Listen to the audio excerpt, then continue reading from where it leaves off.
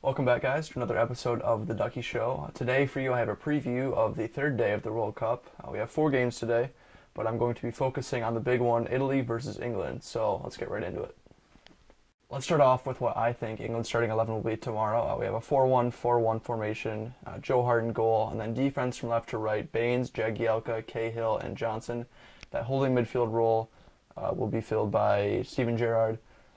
Midfield from left to right, Welbeck, Wilshere, Henderson, and Milner, and then Rooney up front. Let me start off by saying that this England team is so deep, it's hard to predict exactly what the starting 11 will be. Although I think those back 5 or 6 players are pretty solid, I can't see Roy Hodgson deviating from that too much. Now for those front 5, obviously we'd all like to see Theo Walcott or Alex Oxlade-Chamberlain up there, but they'll both miss the tournament due to injury. So I think Danny Welbeck is a rock out there on the left. He's done well in the warm-up games. But James Milner may be replaced by Adam Lallana, depending on how risky Roy Hodgson wants to play this.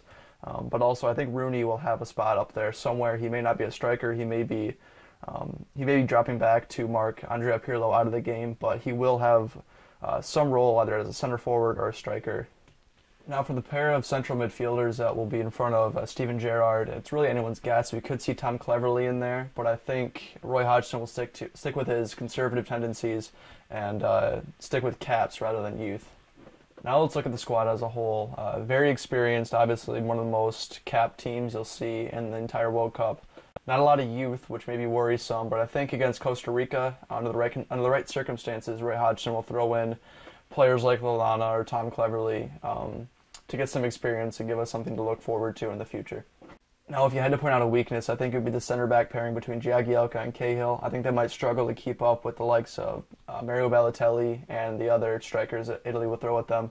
But I think as a unit, the back 4 should be able to hold their own against a team like Italy.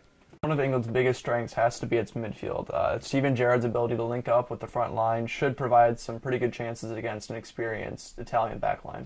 Now let's take a look at what I think Italy's starting 11 will be. We have a 4-3-3, 4-3-2-1 sort of thing. Buffon in goal, defense from left to right, Desciglio, Chiellini, Bonucci, and Abate. Midfielders, Verratti, Pirlo, and De Rossi.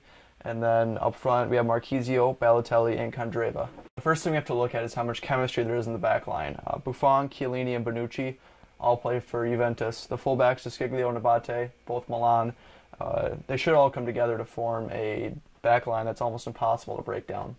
Now let's take a look at the midfield. 3 very experienced players featuring one of the best playmakers in the world in Andrea Pirlo, who I can see drifting forward, creating sort of a diamond attack that will cause havoc in England's inexperienced defense.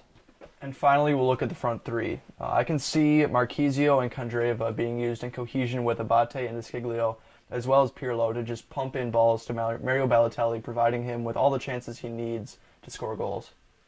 When it's all said and done, I see Italy pulling off the victory 3-1.